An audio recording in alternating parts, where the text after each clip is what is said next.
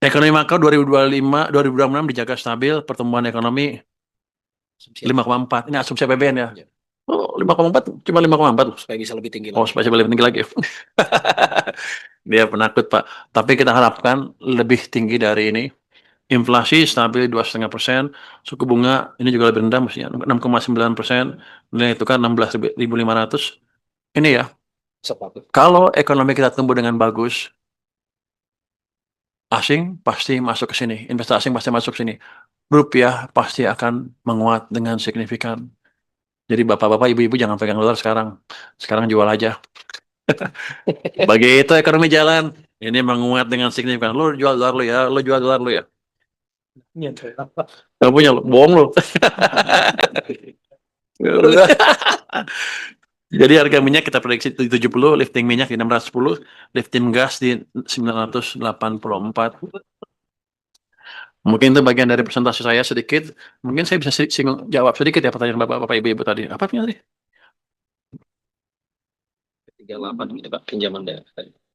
PP 38 pinjaman daerah ini adalah anak dari Undang-Undang Permendaran yang melengkapi PP 1 2024 tentang harmonisasi kebijakan fiskal moneter. Ini diberikan untuk Pemda, BUMN, dan BUMD, digunakan untuk pembiayaan infrastruktur, pekerjaan umum, pekerjaan ekonomi produktif. Syaratnya masing macam-macam. Tapi di kita umumnya lewat SMI ya. Bisa lewat SMI juga. Kalau lewat Anda berapa? Nanti Pak, kita baru diatur Perpres. Jadi Dia mah penakut, dia pelit orangnya.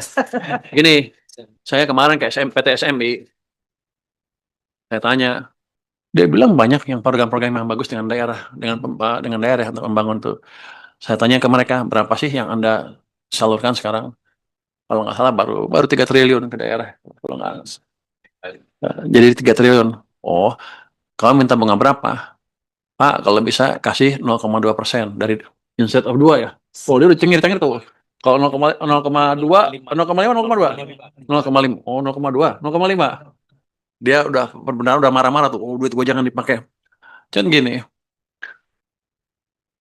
kalau daerah siap dan SME siap, saya akan channelin lebih banyak.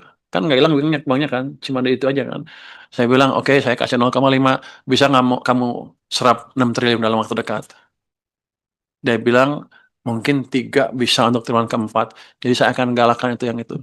Jadi pada dasarnya, kalau daerahnya siap, SME kan lebih profesional nilainya dibanding pemerintah kan nggak bisa masuk sana untuk nilai level komersial dari investasinya kan, dari proyeknya. Kalau SME kan lebih terlatih untuk itu. Jadi bilang ya daripada kamu banyak nganggur, SME juga kerjanya sedikit rupanya. Udah, saya tambah 3, kalau bisa 3, saya kasih 3, kalau 6, saya kasih 6. Kamu siap-siap aja. Karena banyak pengerti TikTok, Bu, Mbak. Postur APBN 2026 ekspansif dan terukur dengan defisit 2,68% PDB, belanja negara sebesar 3.842,7 triliun, pendapatan negara 3.153,6 triliun, defisit terkendali di 2,68% dari PDB.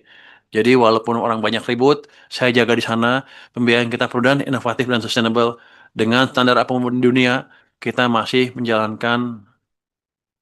dinilai pasti dengan menjalankan kebijakan fiskal yang berkesinambungan. Jadi APBN desain fleksibel agar adaptif dan responsif, meredam guncangan sambil kita optimalkan seluruh mesin ekonomi yang ada dan seluruh penyerapan APBN yang ada. Karena setiap rupiah yang kita anggarkan itu pada dasarnya sebagian utang, mungkin sebagian besar utang, bukan sebagian besar utang. Ada komponen utangnya di situ. Kalau nggak dipakai, maka saya akan membayar bunga utang untuk uang yang nggak dipakai. Jadi desain APBD yang baik, desain APBN yang baik, desain di kementerian juga. Kalau nggak baik, nanti pertengahan tahun depan, saya akan assess. Sekarang kan akhir Oktober, ini pertengahan tahun depan, kami akan assess, ekstrapolasi sampai akhir tahun, begitu nggak bisa belanjain, di pertengahan tahun sudah kami realokasi untuk program-program yang lebih cepat, lebih siap, dan lebih bermanfaat ke perekonomian kita.